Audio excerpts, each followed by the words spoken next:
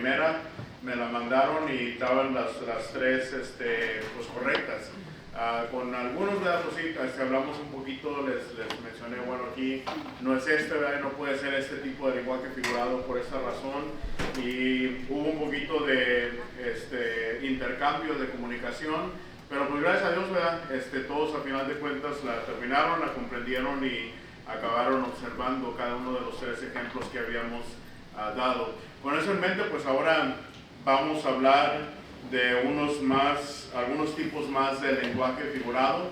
Obviamente me quedé pensando, hay muchos que no voy a alcanzar a cubrir, pero pues no era el propósito también cubrir todos y cada uno de ellos, sino el propósito era darles a entender a ustedes que además de estos tipos que estamos discutiendo aquí, va a haber otros que son similares o caen similares a algunos de estos, y por lo tanto ya cuando ustedes se adentren más en su estudio personal sobre la hermenéutica, ya en libros que ustedes estudien o investigación que hagan más profunda, pues va a ser más fácil de que lo comprendan porque ya han entendido por lo menos esta parte de la hermenéutica. Con eso en mente, entonces, pues ahora vamos a continuar con algunos más. La semana pasada terminamos con estos, con el enigma, la hipérbole, hablamos de la parábola, la fábula, la metáfora, el símil. Entonces creo que la mayoría, basado en lo que miré, creo que la mayoría entendió muy bien el contenido de la clase. Entonces eso me da una buena impresión que vamos a entender también esta segunda parte.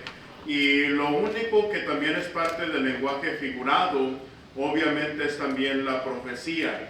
Pero la manera como voy a manejar la profecía la voy a manejar aparte por sí sola, y va a ser una clase específicamente para la profecía, y probablemente va a ser la siguiente clase que vamos a tener después de esta.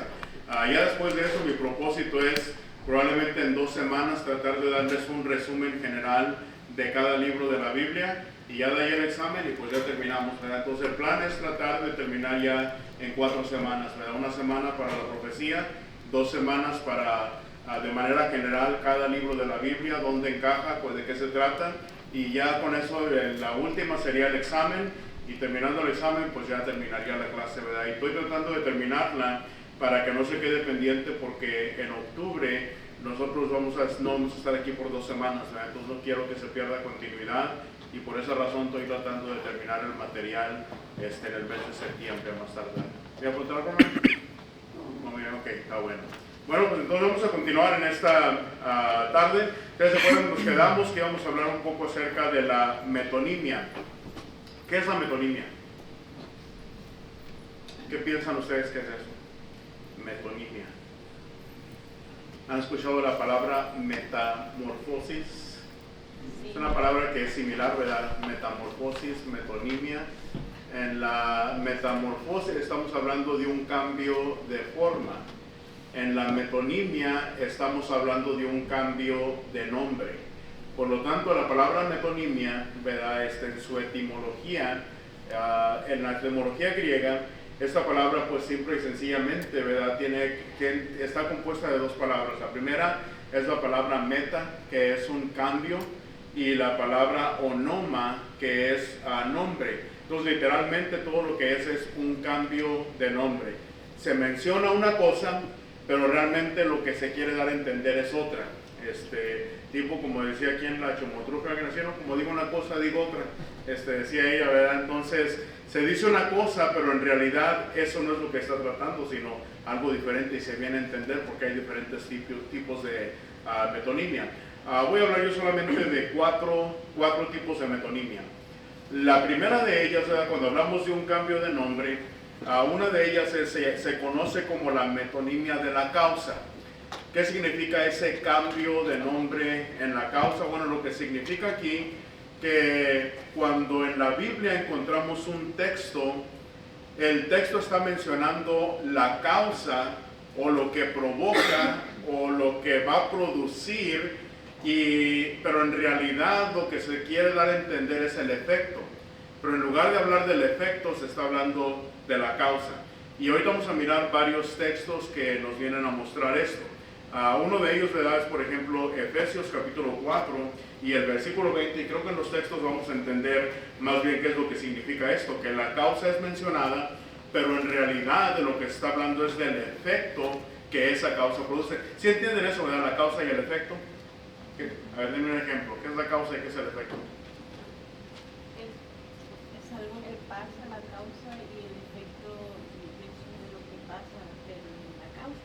Ahora la hermana se aventó una explicación bien teológica, ¿sí? Podría ser como la paga del pecado es muerte, la causa es el pecado y la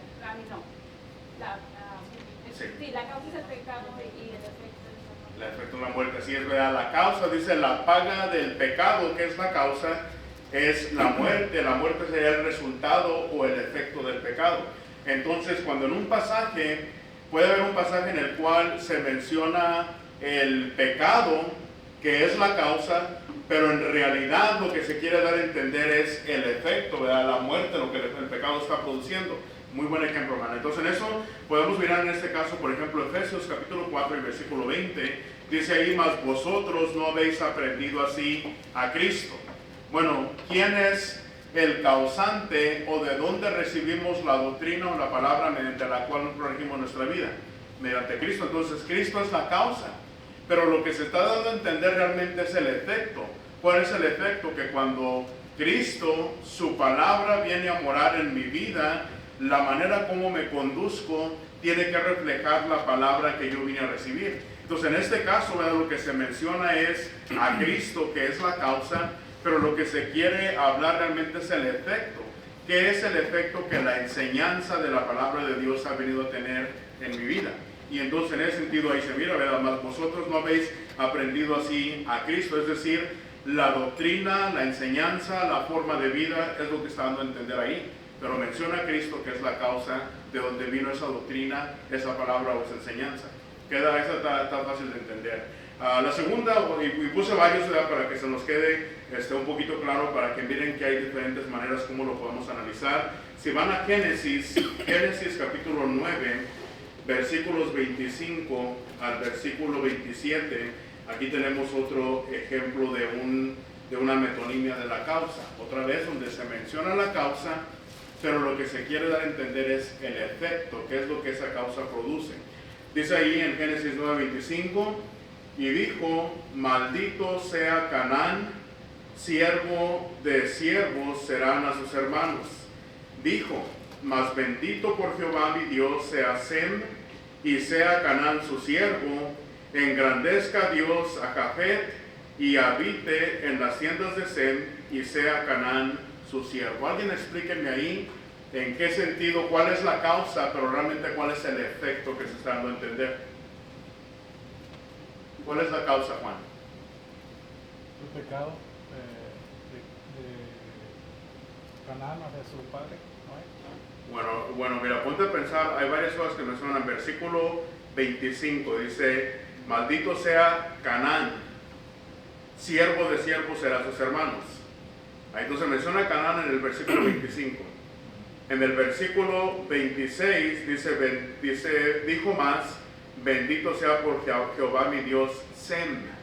Ahora ahí se menciona Sem. Primero se mencionó Canaán y luego se menciona Sem, y luego dice ahí el versículo 26, y sea Canaán su siervo.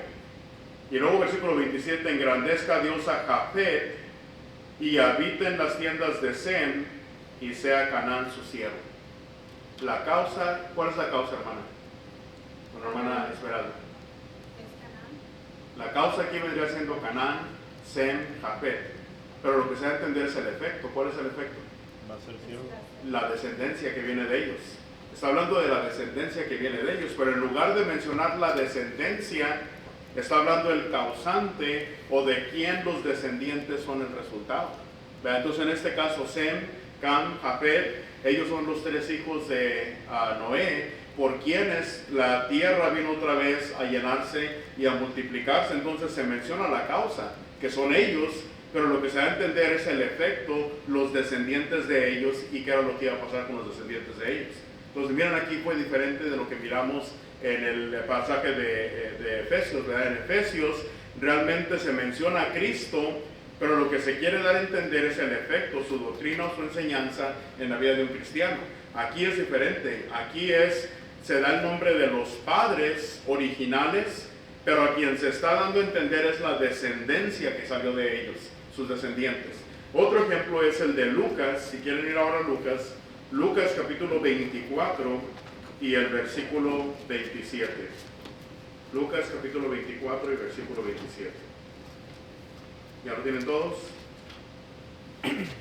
Dice ahí: y comenzando desde Moisés y siguiendo por todos los profetas, les declaró en todas las escrituras lo que de él decían. ¿Cuál es la causa y cuál es el efecto que se está dando a entender? Estamos en Lucas capítulo 24 versículo 27. Lo leo nuevamente. Y comenzando desde Moisés y siguiendo por todos los profetas, les declaraba en todas las escrituras lo que de él se decía. Identifiquen la causa en esos textos, pero identifiquen cuál es el efecto realmente que se está dando a entender. Moisés es la causa, ¿y cuál es el efecto? La escritura específicamente, ¿cuál es? El Pentateuco. ¿Se acuerdan del Pentateuco?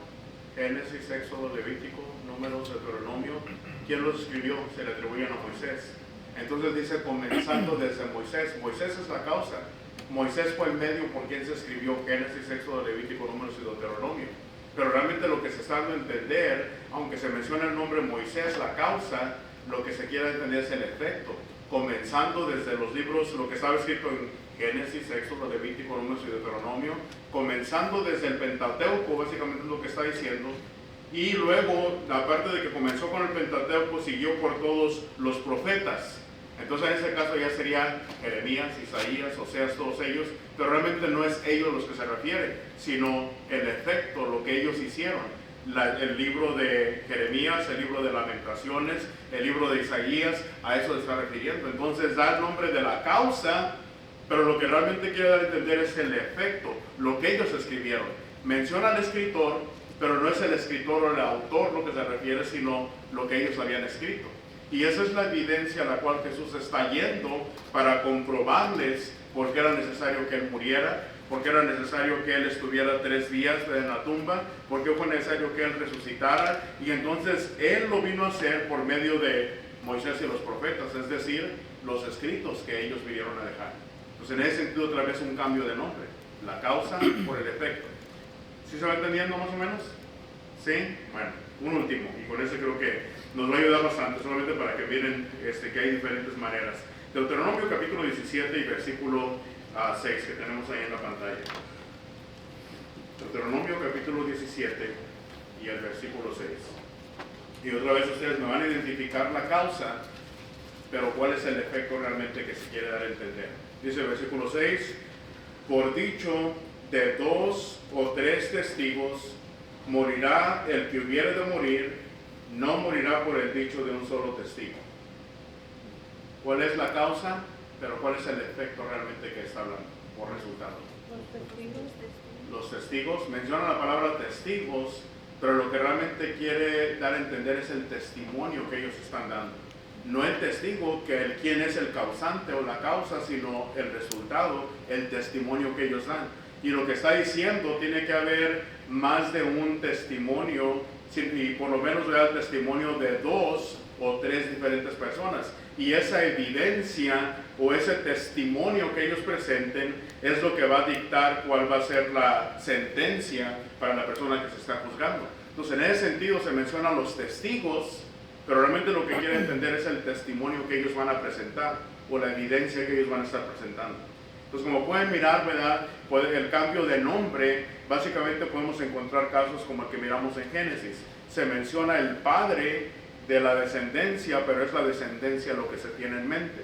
Podemos mirar en el caso de Lucas, se mencionan los autores, pero realmente es los escritos que ellos dejaron lo que se está teniendo en mente. O como miramos en este caso, se mencionan los testigos, pero es el testimonio, evidencia que ellos presentan lo que realmente se tiene en mente. Esto es lo que se le llama la metonimia de la causa. La causa se menciona, pero el efecto es lo que está en mente. ¿Quedó claro? ¿Y en este caso es la muerte el efecto?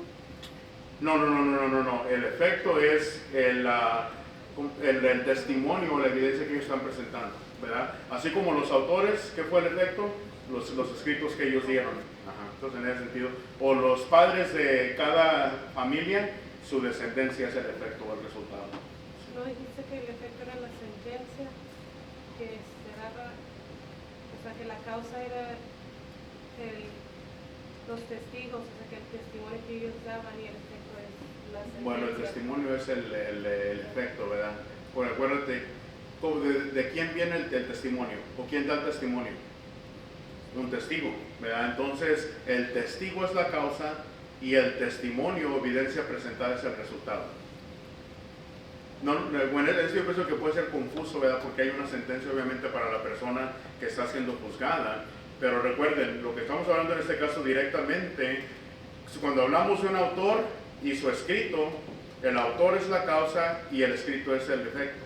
Si hablamos de un padre de familia y sus hijos, el padre es la causa, su descendencia es el efecto. En este caso, ¿verdad? Hablamos de un testigo, pero su testimonio o su evidencia presentada, ese es el efecto. Entonces tiene que estar ligada con la causa, ¿verdad? En ese sentido. ¿Claro? Un poquito borroso. ¿Quién necesita más explicación? Pues sí quedó claro. A ver. You need more explanation? That's just for metonimia. Esto solamente es para la metonimia de la causa. ¿Verdad? La metonimia de la causa, recuerda, lo que se menciona es la causa, lo que está detrás, pero realmente lo que se quiere dar a entender es lo que ellos produjeron, el resultado o el efecto que ellos tuvieron. En este caso, por ejemplo, vuelvo a repetir, cuando Jesucristo en Lucas capítulo 24, versículo 27 menciona, comenzando desde Moisés y los profetas, bueno, Moisés y los profetas son la causa, porque ellos son los autores o escritores, pero el efecto o el resultado que ellos hicieron son los escritos que dejaron por inspiración. Eso no es la metonimia de la causa, ¿verdad? Se cambia un nombre, ¿verdad? Se da un cambio de nombre, se habla de la causa, pero el efecto es realmente lo que se quiere dar a entender. Ahí también aplica lo del rico y Lázaro que le dice, tienen a Moisés y a los profetas. Ándale, tienen a Moisés, tienen a Moisés y a los profetas. Bueno, Moisés ya estaba muerto, obviamente cuando Jesucristo está hablando, ¿verdad? Pero lo que quiere dar a entender es, tienen las enseñanzas o los escritos que Moisés dejó atrás. Esa es una metonimia de la causa, ¿verdad? Porque se menciona la causa, pero el efecto o resultado es lo que se tiene en mente. Muy buen ejemplo también, ¿no? ¿Alguien más? El efecto es el Ahora hay un filósofo, Wesley. el efecto es el significado de, o lo que se quiere dar a entender usando esta palabra. Lo que se quiere entender. Pero acuérdate, el efecto tiene que estar ligado con esa causa, algo que esa causa hizo. Por ejemplo, en este caso, cuando se menciona a Moisés, no es Moisés lo que realmente se tiene en mente, sino los escritos que Dios dio por medio de Moisés. Ese es el efecto, ¿verdad? O el resultado. Okay. Bueno, vamos a la siguiente. I see you kind of lost. You good? No, No? but I'm going to take it way longer so you can just go ahead. Tu papá te lo va a explicar, tu papá lo entendió todo al 100%, no te preocupes. ¿Ya, Miguel? ¿Lo entendiste bien? Ok, Miguel got it, don't worry. Ahí te lo explica en la casa. Bueno, vamos a la siguiente. Ya miramos la metonimia de la causa. Ahora lo vamos a voltear. Esto va a estar bien fácil porque ahora vamos a hablar de la metonimia del efecto. Ahora lo que se da es el resultado o el efecto, pero realmente lo que se quiere dar a entender es la causa, ¿verdad? Aquí entonces, estas dos va a estar bien fácil porque además de hecho las 4 que les voy a dar, las primeras 2 están ligadas y la tercera y la cuarta están ligadas porque nomás estamos volteándolas, es todo lo que estamos haciendo. Ahora en esta del efecto, ¿cómo funciona? Bueno, aquí, ahora es como mencionamos en la primera, el efecto es lo que se menciona, pero realmente lo que se pretende enseñar o lo que se está hablando realmente no es el efecto, sino qué fue lo que causó ese efecto, cuál fue la causa, ¿verdad?, de ese efecto. Entonces vamos a mirar, aquí solamente puse 2 textos porque pues yo me imaginé que ya con los primeros 4 si entendemos la metonimia de la causa, pues ya con menos entendemos, porque aquí solamente es al revés, la metonimia del efecto. Deuteronomio capítulo 30 y el versículo 15. Si alguien lo tiene, por favor, lo puede leer. Deuteronomio capítulo 30 y el versículo 15. Mira, yo he puesto delante de ti hoy la vida y el bien, la muerte y el mal. Hasta ahí solamente. Dios está diciendo, mira, yo he puesto delante de ti hoy la vida y el bien, la muerte y el mal. Ese es el efecto. ¿Cuál es la causa? El pecado. Bueno, el pecado tiene algo que ver ahí, pero ¿de qué manera? Si conocen el contexto de este versículo van a saber de qué estamos hablando. Lo que en el contexto Dios está diciendo es que mediante Moisés, Dios le había revelado al pueblo de Israel la palabra o la voluntad de Dios para ellos en cómo vivir su vida. Y es decir, Dios les dio una enseñanza. Si ustedes guardan mis mandamientos, si guardan mis palabras, el guardar mis mandamientos o guardar mis palabras, el resultado es la vida y el bien. Pero si ustedes desobedecen o viven en contra de mis mandamientos o en rebeldía a mis mandamientos, el resultado va a ser el mal o la muerte. Entonces aquí está hablando de el efecto, ¿verdad? O el resultado, que es la vida y el bien, o la muerte y el mal, pero lo que está dando a entender es qué es lo que provoca la vida y el bien, o qué es lo que causa el mal o la muerte. Ajá.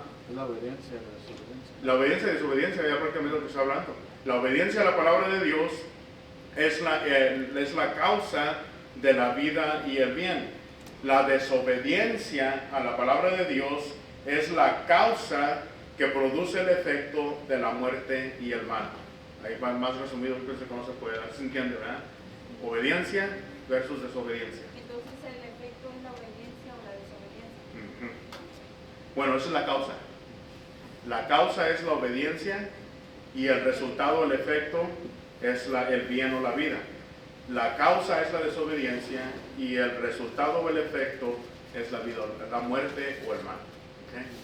Está facilita, ¿verdad? Para entender ahí. Bueno, traté de buscar los ejemplos más simples que yo pudiera.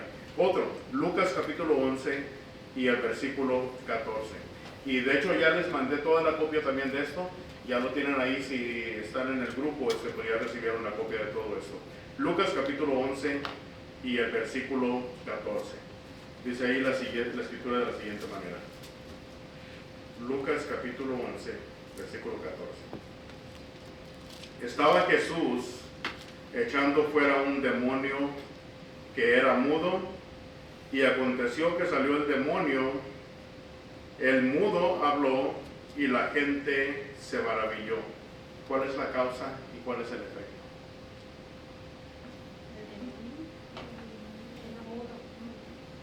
El resultado o el efecto fue que estaba mudo el hombre.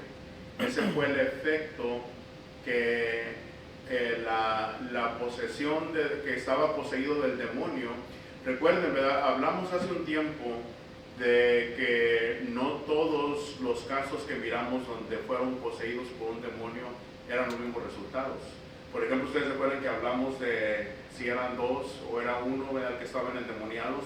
Bueno, ¿cuál fue el efecto de estar endemoniados en cada uno de ellos? Bueno, en uno era que aunque lo amarraban con cadenas, rompía las cadenas, se golpeaba, se hacía mal, nadie lo podía controlar. Ese fue el efecto. ¿Pero qué produjo ese efecto? Que estaba endemoniado, que los demonios habían tomado posesión de él. En este caso, Legión había tomado posesión de él. Entonces, si miramos otra vez cada caso de endemoniado, el efecto es lo que el demonio o demonios que lo poseyeron produjeron en esta persona. Entonces aquí, ¿verdad?, el efecto es que estaba mudo, pero realmente lo que se está dando a entender, ¿verdad?, era que eso había sido lo que había provocado el hecho de que él había sido poseído por un demonio o por más demonios, porque miramos también que no siempre era solamente un demonio el que poseía, sino más demonios. Por ejemplo, está el caso de aquel que el demonio había salido, se va por un tiempo, pero después busca otros 7 demonios peor que él y vuelve a esa casa que estaba vacía. Y el resultado, el efecto de aquella casa es una ruina tremenda que habla ahí. Entonces se menciona aquí el efecto que tuvo, ¿verdad?, el demonio, pero realmente lo que se quiere entender que la causa fue el demonio que había poseído a esa persona. ¿Sí se entiende? Bueno, más o menos dice Elizabeth, ¿verdad? En esto, ¿verdad?, solamente entiendan eso, que si ustedes pueden identificar la causa y el efecto, por ejemplo, otra vez vuelvo a repetir, hay un autor, un escritor, esa es la causa, y el efecto son los escritos que él dejó. si el pasaje me menciona los escritos, pero yo puedo entender que realmente a quien menciona es el autor, entonces yo entiendo que esa es una metonimia del efecto, porque me da el resultado o el efecto, pero realmente de quien está hablando es la causa. Esa es la metonimia del efecto. La metonimia de la causa es donde se menciona al autor o al escritor, pero lo que se da a entender es los escritos que él hizo. La metonimia del efecto se menciona a la persona que era muda, o que se golpeaba él mismo, o que le salía saliva, o lo que le haya sido, menciona el efecto, pero lo que se menciona realmente es el demonio o demonios que estaban atrás de esa causa, ¿verdad? Entonces, en ese sentido, cuando se menciona el efecto, pero lo que se da a entender es la causa, esa es la metonimia del efecto. Cuando se menciona la causa, pero lo que se quiere dar a entender es el efecto, ella se llama metonimia de la causa. Yo sé que suena contradictorio, pero esos son los nombres, ¿verdad?, que tienen estos términos. ¿Entendió? Más o menos he perdido. Si pueden otra vez mirar el video y otra vez mirar los textos, yo pienso que lo van a ir entendiendo. Y déjenme decirles una cosa, si no lo están entendiendo muy bien, no se preocupen tanto, podemos hacer más ejemplos, me pueden hacer más preguntas. Yo en lo personal les voy a decir, porque yo lo estaba estudiando todo esto yo solito, yo miraba todas estas cosas cuando empecé a leer y dije, no, ya estuve aquí, nunca voy a aprender yo nada, ¿verdad? Me desanimaba yo solito, pero por lo menos ustedes pueden preguntar, ¿verdad? Si algo no queda claro, yo trato de explicarlo de la mejor manera, la manera más fácil que pienso, ¿verdad? Simple y sencillamente, el ejemplo más fácil que puedo pensar es el autor y sus escritos, ¿verdad? Si se mencionan los escritos, pero es el autor lo que se habla, metonimia del efecto. Si se menciona los escritos, pero lo que se quiere dar a entender es el autor, bueno, dice la diferencia de la metonimia del efecto. Si es al revés, se menciona el autor, pero lo que se quiere dar a entender son sus escritos, es la metonimia de la causa. ¿Okay? Vamos ahora sí a pasar a la que sigue. Metonimia del sujeto. ¿Qué es un sujeto? Pues el objeto, la persona, lo que se esté hablando, ¿verdad? Un objeto o un algo puede ser, por ejemplo, a la iglesia, a una persona puede ser un apóstol, un predicador, a un evangelista. Eso es lo que se habla del sujeto, ¿verdad? La persona o cosa de la cual se está hablando. Bueno, la metonimia del sujeto, otra vez, lo que se menciona es el sujeto. Se puede estar mencionando el tabernáculo, o se puede mencionar el cielo, o se puede mencionar una persona, o se puede mencionar la iglesia. Y mientras que el sujeto es mencionado, realmente lo que se quiere dar a entender es una propiedad o algo, de una cualidad que está ligada al sujeto. Por ejemplo, ¿verdad? Si yo quisiera hablar de la humildad, o si quiero hablar de la paciencia, o si quiero hablar de la sagacidad, por ejemplo, ¿verdad? Se menciona una de las cosas en una metáfora que el Señor Jesucristo utilizó cuando le dijeron algo acerca de Herodes. Dijo, vayan y díganle a esa zorra. Bueno, ¿por qué le llamó zorra a Herodes? Está duro, ¿verdad? Está fuerte ese nombre que le llamó. Bueno, se menciona el nombre o el sujeto, la zorra, pero ¿qué es lo que se quiere dar a entender? Cualidades que Herodes tenía, que esas cualidades estaban ligadas con una zorra, ¿verdad? Entonces se menciona el sujeto, pero son cualidades lo que se quiere dar a entender. ¿Cómo son las zorras? Son realmente inteligentes, ¿verdad? Mañosas también en ese sentido, que en todo lo que está hablando de entender era la sagacidad que tenía Herodes, o la manera, ¿verdad?, engañosa como él tenía para lograr sus propósitos. Entonces, en ese sentido, ¿verdad?, sería una metonimia del sujeto. Ahí en ese caso es una metáfora donde a Herodes se le llama, o Herodes es una zorra, ¿verdad?, o se le está dando a entender que es una zorra. Bueno, vamos a Génesis capítulo 6 y el versículo 11 para entenderlo un poquito más. Génesis capítulo 6 y el versículo 11.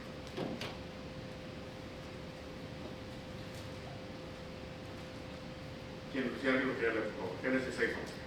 Y se corrompió la tierra delante de Dios, y estaba la tierra llena de violencia. Ok. ¿Cuál es el sujeto? ¿Y qué es lo que quiere dar a entender sobre la tierra? ¿Cómo? Los humanos. Ajá. Bueno, se menciona cuando dice que se corrompió la tierra. No es la tierra lo que se corrompió, ¿verdad?, sino que lo que se corrompió fueron los seres humanos que estaban dentro de la tierra. Entonces, en ese sentido, ¿verdad?, se menciona el sujeto, la tierra, pero lo que se quiere dar a entender es los habitantes de la tierra, o los hombres o la humanidad, es lo que está dando a entender. ¿Okay? Otro también facilito es Salmos capítulo 79, Salmos 79 y el versículo 7. Salmos 79, 7, dice ahí: porque han consumido a Jacob y su morada han asolado. ¿Cuál es el sujeto? Y de hecho hay dos sujetos. ¿Cuáles son los sujetos? Pero ¿qué es lo relacionado a esos sujetos que está hablando? ¿Cuáles son las propiedades o circunstancias? Jacob es el sujeto.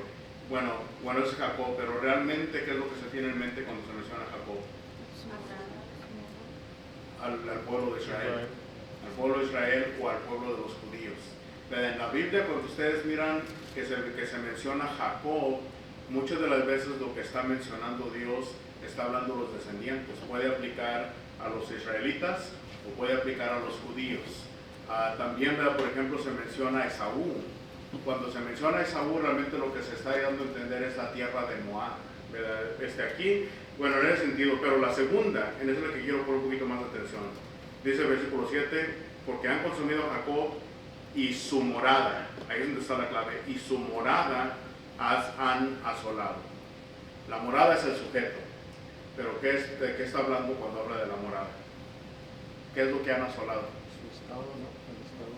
¿Cómo? El estado de ellos, ¿verdad? El estado de ellos, la morada es donde vives, donde habitas. ¿Dónde habitaba el pueblo de Israel? Pues en la tierra de Israel. Ahora, normalmente cuando se menciona eso, ¿qué es lo que ha quedado desolado? Pues era la tierra de Aquí tiene más referencia a cuando Judá fue llevada en cautividad. Y quedar asolada, es decir, quedó completamente sola o abandonada, porque muy pocas personas quedó abandonada Jerusalén o todos los alrededores de Jerusalén. Ahí era donde moraba Jacob. Entonces menciona el sujeto de la morada, pero realmente lo que está dando a entender era la tierra donde ellos habitaban, o el territorio donde ellos habitaban. Eso fue lo que quedó asolado. ¿Okay? Con eso en mente vamos a mirar el último, a Josué capítulo 13. Josué capítulo 13 y el versículo 33, si alguien lo tiene, por favor. Josué 13, 33. Mas a la tribu de Leví no dio Moisés heredad. Jehová Dios de Israel es la heredad de ellos, como él les había dicho. ¿Ok? ¿Cuál sería ahí el sujeto? Les doy la clave, no es ni Moisés ni es la tribu de Leví. La heredad. La heredad. Bueno, se menciona la heredad, pero realmente ¿qué es lo que se está dando a entender? Mas a la tribu de Leví no dio Moisés heredad.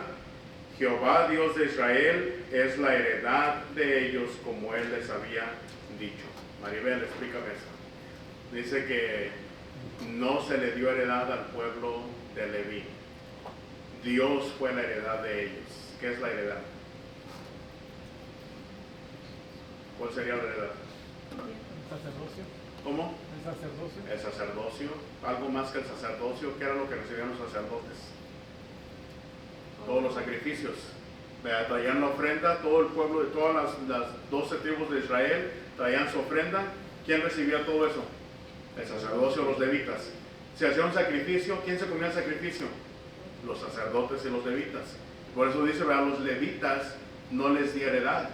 La heredad de ellos, lo que ellos reciben es lo que el pueblo de Israel ofrenda, esa es la heredad de ellos, esa es la porción, ¿verdad?, de ellos, a eso se refiere. Entonces, aunque habla de la heredad, realmente lo que se refiere es a una parte específica. Todos los sacrificios y todas las ofrendas que traía el pueblo, esa era lo que era la porción de los levitas. ¿Okay? Bueno, entonces ahí en estos tres lo que miramos es que se menciona el sujeto, pero realmente lo que se está dando a entender es alguna propiedad o alguna circunstancia, porque en este caso, ¿verdad?, las ofrendas era solamente una parte de los beneficios que tenían los levitas. Obviamente ellos tenían muchos más beneficios, pero aquí se menciona, cuando se menciona la heredad, solamente está mencionando parte de ella, o una circunstancia o una parte de ella, que era solamente los sacrificios. Ahora lo vamos a hacer al revés. Ahora lo que se menciona es alguna propiedad, alguna circunstancia, pero lo que se quiere dar a entender es el efecto, el sujeto es lo que se tiene en mente. Entonces aquí vamos a cambiarlo ahora. Esto se le llama la metonimia del adjunto. En esa metonimia del adjunto, así como hicimos arriba, en lugar de mencionarse el efecto, se menciona la causa. Aquí, en lugar de mencionarse el sujeto, lo que se menciona es el adjunto, pero el sujeto es lo que está hablando. ¿Ok? Para eso tenemos tres ejemplos para tratar de entender un poquito mejor. El primero de ellos lo encontramos en Génesis capítulo 42. Génesis capítulo 42 y el versículo 38. Génesis capítulo 42 y versículo 38. Dice ahí, y le dijo, no descenderá mi hijo con vosotros, pues su hermano ha muerto y él solo ha quedado. Y si le aconteciera algún desastre en el camino por donde vais, haréis descender mis canas con dolor al Seol. ¿Cuál es la metonimia del adjunto?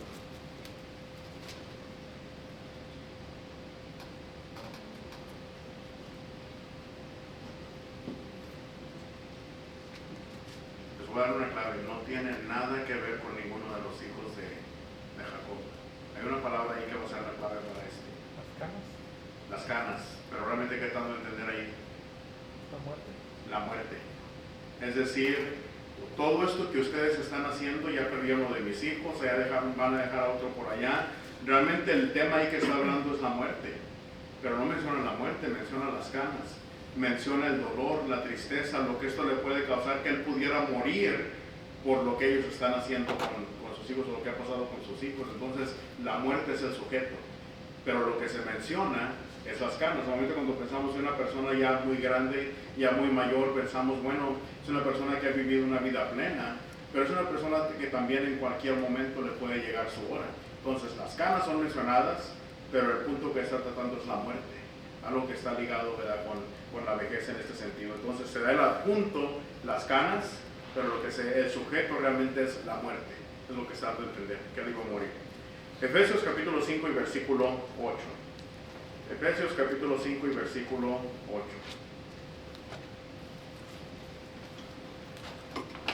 Y honestamente yo les voy a decir sincero, pienso que esto de la metonimia, los diferentes tipos, es probablemente un poquito más difícil que todos los demás tipos de mensaje, lenguaje figurado que miramos. La parábola pienso que es bien fácil porque decimos, bueno, los actores son seres humanos, nunca están haciendo algo que en la vida real no pudieran hacer. De ahí digo, bueno, la fábula es casi igual que la parábola, pero ahí los actores son fauna o son la flora y están haciendo cosas que normalmente ellos sería imposible que ellos las hicieran. Pienso de la hipérbole, bueno, es una exageración tremenda o es una disminución tremenda, eso es una hipérbole. Empecé, ¿verdad?, con las más facilitas, y pienso que esta es realmente una de las más complicadas para entender. Incluso yo, de que me tienes, sabes que me rasco la cabeza y estoy pensando, bueno, ¿qué tipo de metonimia es? E identificar también la metonimia, identificar realmente qué es lo que está hablando, realmente es uno de los que es un poquito más difíciles. Entonces tengan paciencia con ustedes, ¿verdad?, porque no es tan fácil realmente para entender. Bueno, otro ejemplo, Efesios capítulo 5 y el versículo 8 dice ahí, porque en otro tiempo erais tinieblas, mas ahora sois luz en el Señor, andad como hijos de luz. ¿Cuál es el adjunto? Pero ¿cuál es el sujeto que está hablando? Porque en otro tiempo erais tinieblas, mas ahora sois luz en el Señor, andad como hijos de luz. Tinieblas. ¿Tinieblas? Luz. No, ya la cambiaste. ¿Tinieblas o luz? Pues ambos, ¿verdad? Serían. ¿Qué serían las tinieblas? Viviendo en pecado, viviendo en oscuridad, y la luz viviendo de acuerdo a la voluntad de Dios. Entonces está hablando otra vez lo que había dicho Miguel hace rato, o una vida de obediencia o una vida de perdición. Realmente, ¿cuál es el sujeto? ¿La vida obediente o la vida perdida? Pero está hablando de algo que está ligado con ellos, algo adjunto, algo que está ligado. ¿Qué es lo que está ligado a una vida de perdición? Tinieblas, oscuridad, pecado, maldad. ¿Qué está ligado a una vida obediente? Caminar en la luz, caminar en los mandamientos de Dios, comportarse conforme a la palabra de Dios. Entonces menciona el adjunto, algo ligado, pero el sujeto es lo que realmente tiene en mente.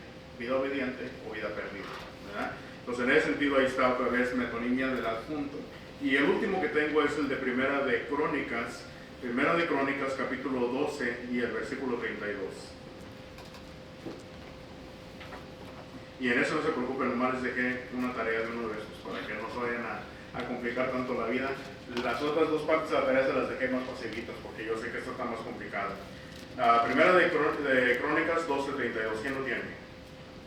De los hijos de Isaacar, 200 principales entendidos en los tiempos y que sabían lo que Israel debía hacer, cuyo dicho seguían todos sus hermanos. ¿Ok? Ahí, ¿cuál es el adjunto? ¿Cuál es el adjunto, pero realmente cuál es el sujeto de que se está hablando? Hay una frase ahí que es la clave.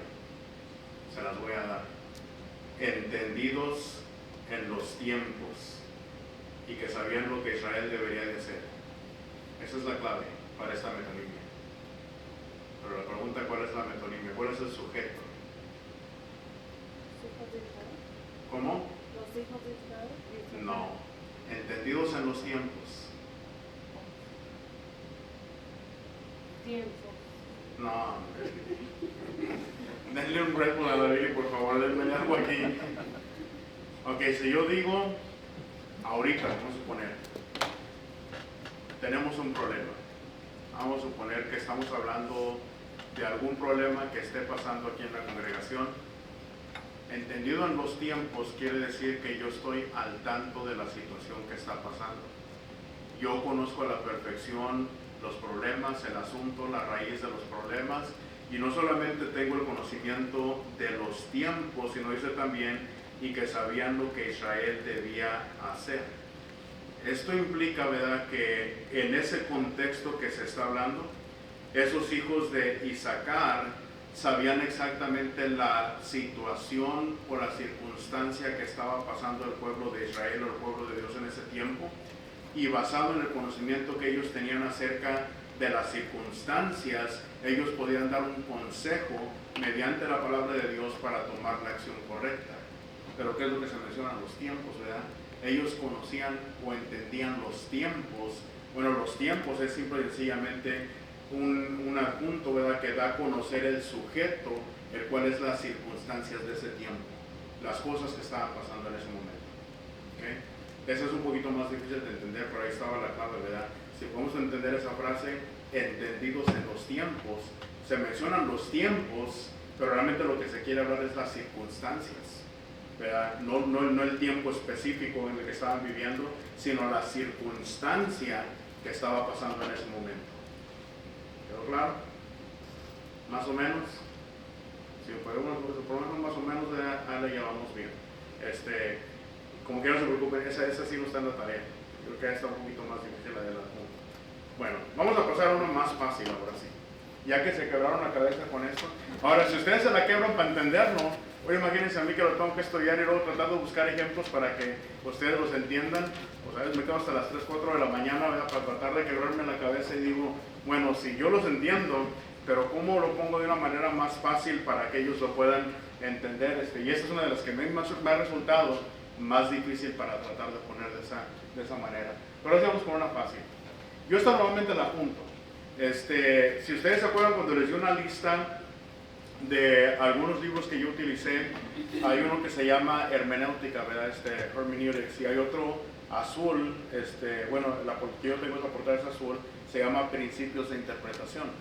Cuando yo comparo ambos de estos libros, uno hace lo mismo que hago yo, ¿verdad?, que es juntar la ironía con el sarcasmo, porque a veces es bien difícil distinguir en qué momento es algo irónico y en qué momento es algo sarcástico. Entonces, para no quebrarles la cabeza como lo hicimos con la metonimia, mejor simple y sencillamente los unimos, porque lo que yo vengo a mirar, ¿verdad?, en la ironía y en el sarcasmo, me enfoco más en el propósito. ¿Cuál es el propósito de la ironía y el sarcasmo? Bueno, el propósito de este tipo de lenguaje figurado es decir una cosa dando a entender otra.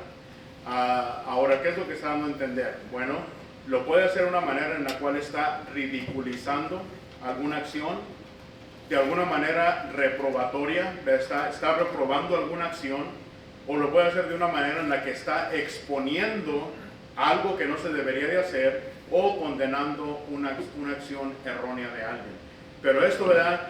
Lo dice una cosa, pero realmente lo dice otra, pero el tono o la manera en lo que lo dice es una manera en la que está ridiculizando, reprobando, exponiendo o condenando una acción que está equivocada. Y ahorita vamos a mirar, ¿verdad? Varios de estos ejemplos. Uno de ellos que yo siempre tengo es el de Elías y los profetas de Baal. ¿Recuerdan allá en Primera de Reyes, capítulo 18, versículo 27? ¿Qué fue lo que Elías le dijo a los profetas de Baal cuando ya era el mediodía y aquellos allá cortándose y aquellos haciendo todo? ¿Y qué les dice Elías?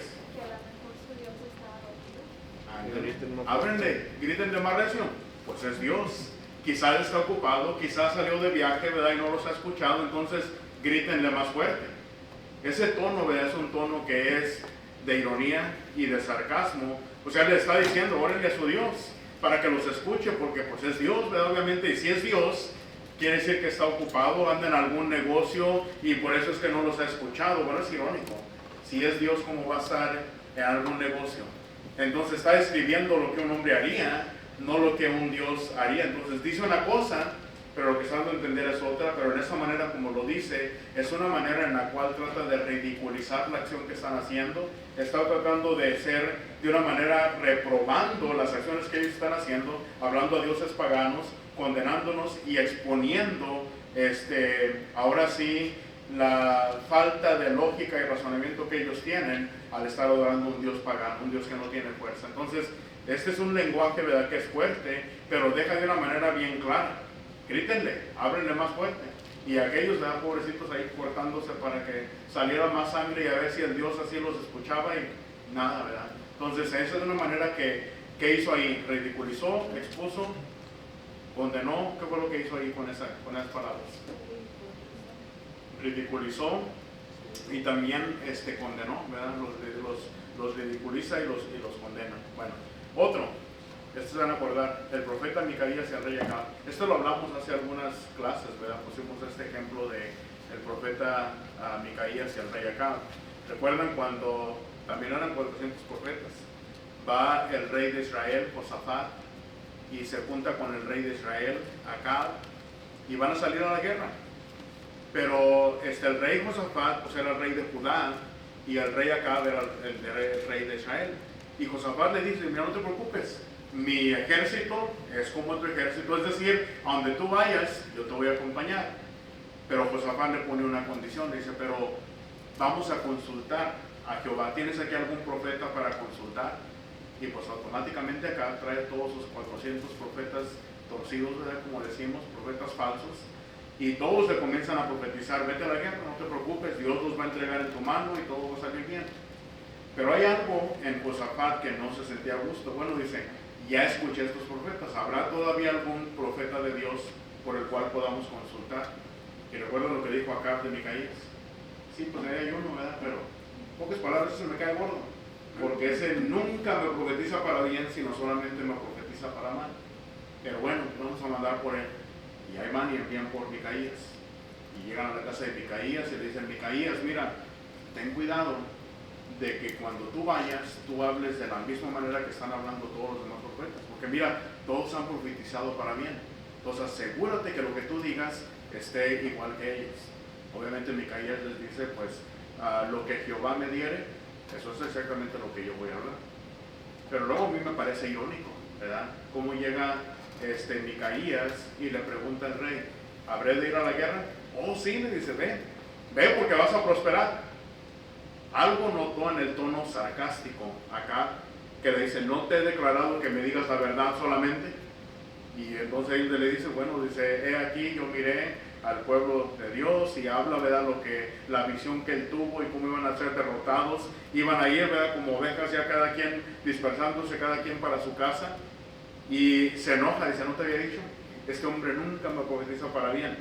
Pero ¿dónde está el sarcasmo, la ironía? Bueno, lo irónico a mí se me hace es que él va y llega, les acaba de decir a aquellos, lo que Jehová me diga eso voy a decir. Le pregunta, ¿voy a ir a la guerra? Oh sí, ves, ándale, vete y pelea porque Dios se los va a entregar. Pero el tono sarcástico que él usa, porque el rey rápidamente se da cuenta que no le estaba diciendo la verdad y con el puro tono se dio cuenta. ¿Recuerdan cuando hablamos del tono? Entonces aquí el tono era algo sarcástico. ¿Y qué estaba tratando de hacer? Estaba reprobando la acción que este rey estaba haciendo. Quería ir, y lo que le está diciendo, lo que tú vas a hacer no es correcto, porque Jehová ya ha declarado qué es lo que va a pasar con este pueblo si tú vas a la guerra. Pero ellos usó un tono sarcástico. ¿Ok? Otro ejemplo que tenemos también, quiero que lo leamos, porque, híjole, aquí Job también me dio risa cuando leí porque yo me imagino a Job, ¿verdad? Pobrecito, todo sufriendo, y aquellos dándole duro, ¿verdad? Tú estás aquí porque pecaste, y es más agradecido deberías de estar porque tu castigo probablemente era peor, pero Dios no te dio el castigo que realmente te merecías. Y dice en Job capítulo 12 y el versículo 2, si alguien lo tiene por favor y lo puede leer en voz alta. Job capítulo 12 y versículo 2. Ciertamente vosotros sois el pueblo, y con vosotros morirá la sabiduría.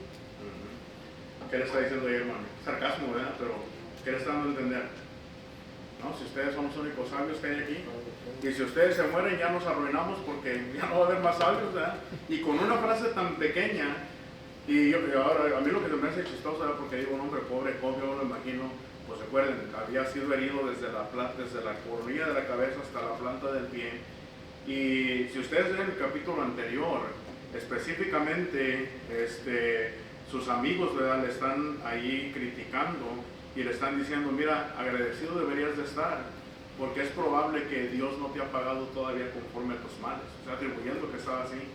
Y pues hablan de muchas cosas como si ellos supieran todo, ¿verdad?, la perfección, y por eso les dicen, hombre, si ustedes se mueren, pues ya nos arruinamos porque ahí se va a acabar toda la sabiduría. Entonces, nosotros decimos la frase, el sabelotodo, ¿verdad? Dicen ustedes, no, ahí viene el sabelotodo. Ahí estamos siendo sarcásticos, ¿verdad? Estamos diciendo, ahí viene que se cree que sabe todo, pero trae un burro, es lo que estamos diciendo. Pero decimos una palabra más como dijéramos, más nice, ¿verdad? Más suavizada. Pero eso es lo que logra el lenguaje sarcástico o la ironía. Y el último ejemplo que tengo de ustedes, ¿verdad?, es el de Pablo. Y ya los hermanos en Corinto, ¿cómo se sentían?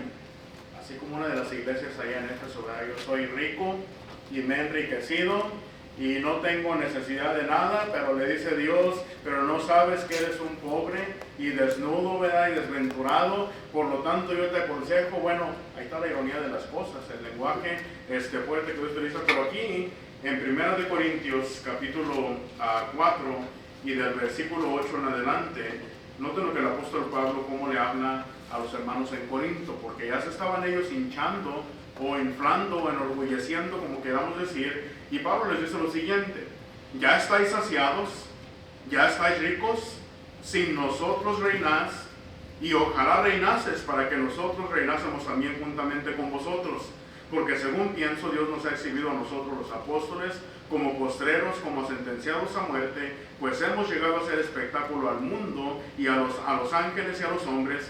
Nosotros somos insensatos por amor de Cristo, mas vosotros prudentes en Cristo.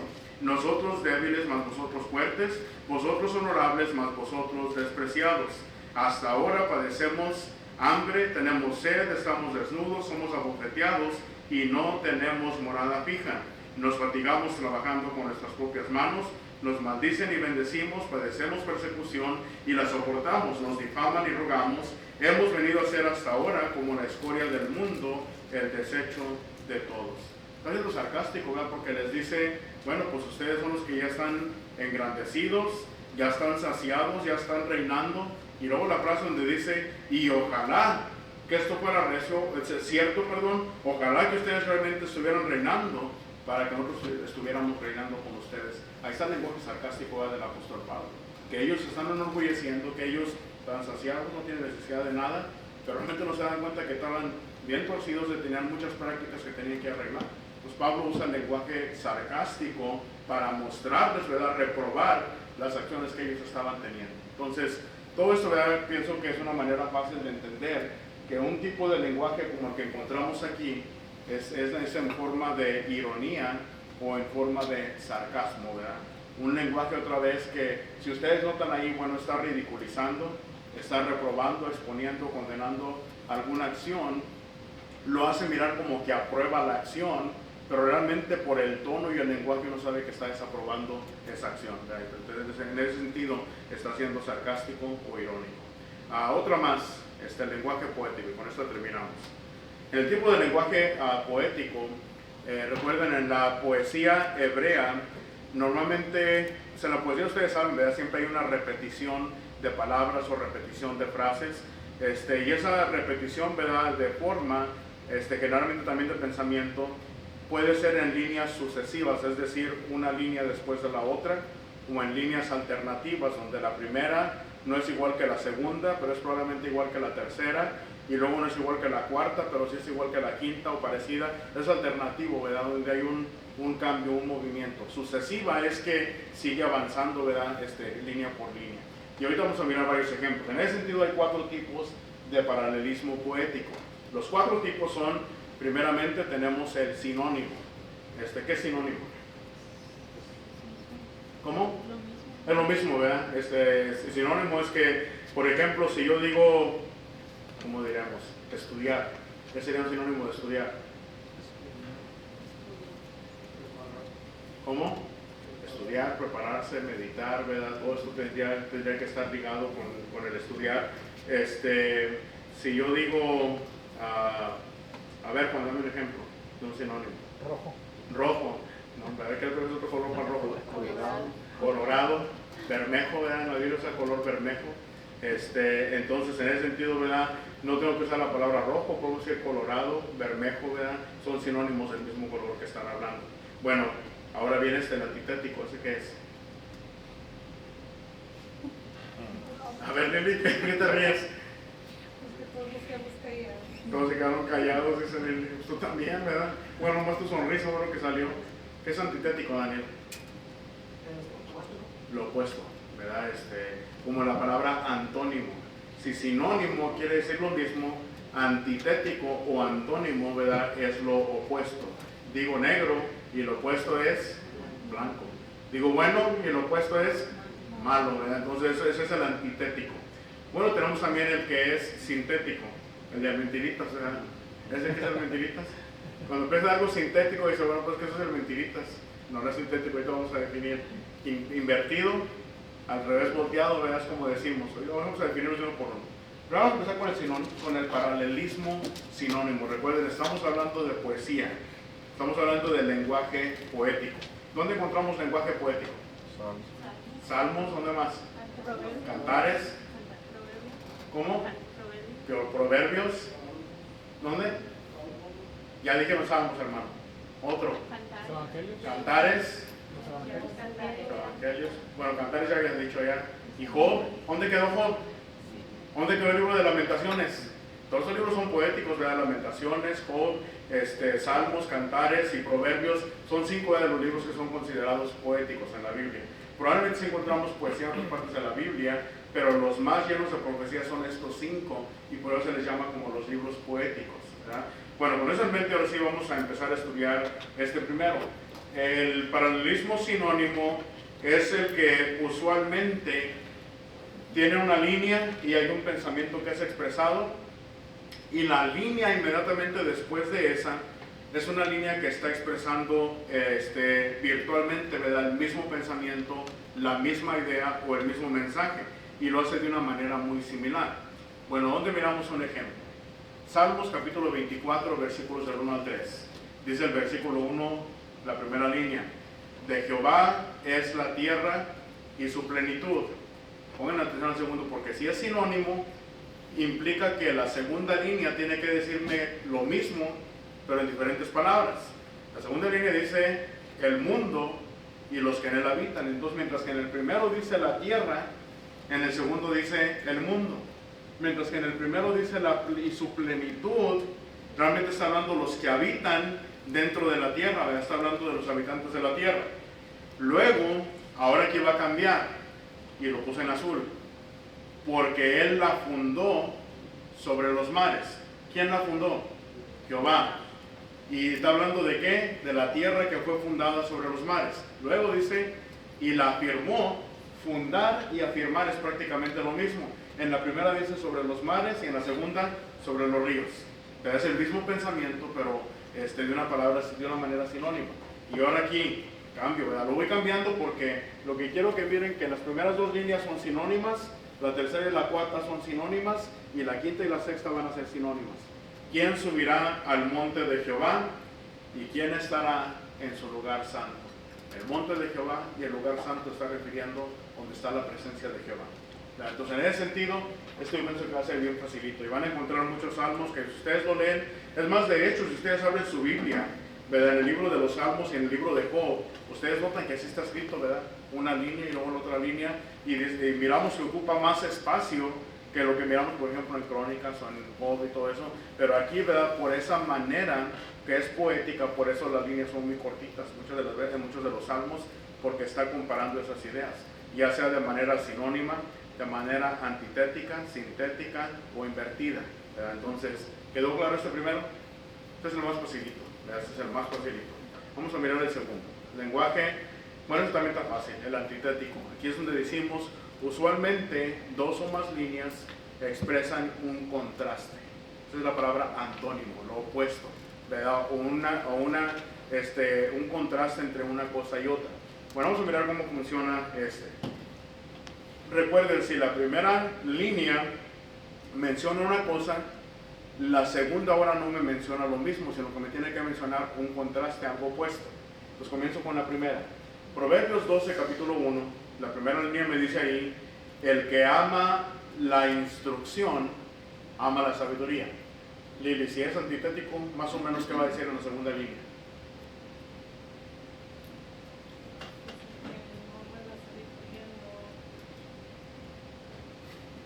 ¿Qué es lo opuesto a amar, Maribel?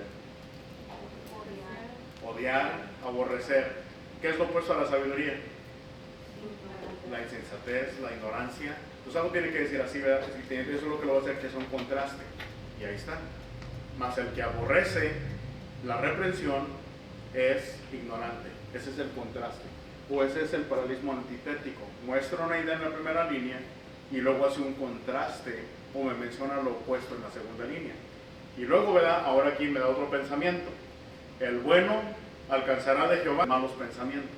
Entonces, muchos de los salmos, muchos de los proverbios, ustedes lean y vayan comparando las líneas. ¿Está dándome un sinónimo en la segunda línea a la primera o me está dando un contraste? Y estos dos son los más facilitos de poder entender en el paralelismo. Ahora vamos con el tercero. Está un poquito diferente. El paralelismo sintético.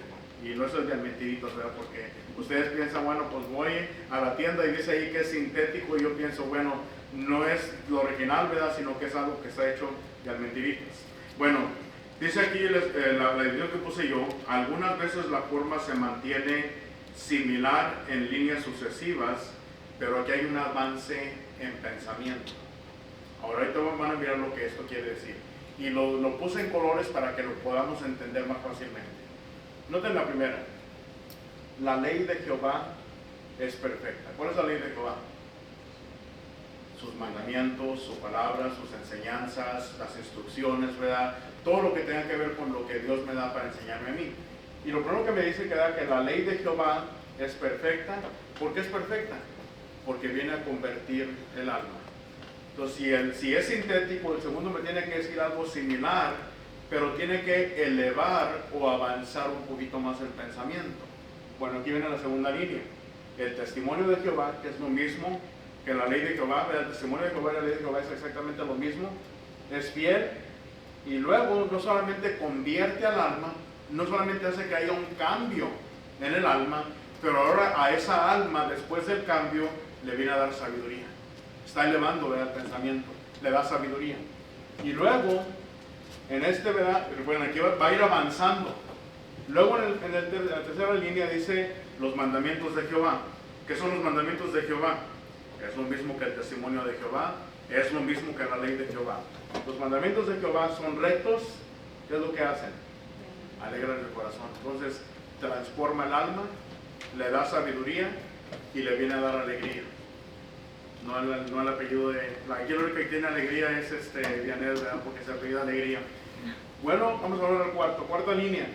Otra vez, el precepto de Jehová es lo mismo que decir el mandamiento de Jehová, es lo mismo que decir el testimonio de Jehová y es lo mismo que decir la ley de Jehová. ¿Qué es? Es puro. Ahora noten que también le está agregando, y aquí me fijé que me falló, no le puse que es fiel y que es perfecta, pero va elevando también la ley de Jehová. es perfecta, es fiel, es recta, es pura, y el resultado convierte el alma, hace sabio al sencillo, alegra el corazón, alumbra los ojos. Me muestra, ¿verdad?, la manera, el camino por el cual yo debo de abrir. Me abre mi pensamiento, me abre mi entendimiento. Y luego, aquí viene otro. El temor de Jehová es limpio y permanece para siempre. Luego, ahí no sé por qué no los puse, pero es lo mismo. Es limpio, permanece para siempre. Los juicios de Jehová son verdad, todos justos. Deseables son más que el oro, más que mucho oro afinado. Y todo lo que está hablando, ¿verdad?, todo eso está ligado con la primera línea, la ley de Jehová, los mandamientos de Jehová, el precepto de Jehová, y me va elevando el resultado que viene haciendo. Entonces, en este sentido, ¿verdad?, podemos mirar, dulces más que la miel, tu siervo es además amonestado con ellos, y en guardarlos hay grande galardón. Lo azul es todo lo que se va elevando en cada pensamiento. Me va diciendo lo mismo, o algo similar, pero va elevando ese pensamiento, lo va haciendo mejor. ¿Ok? Este está fácil también, ¿verdad?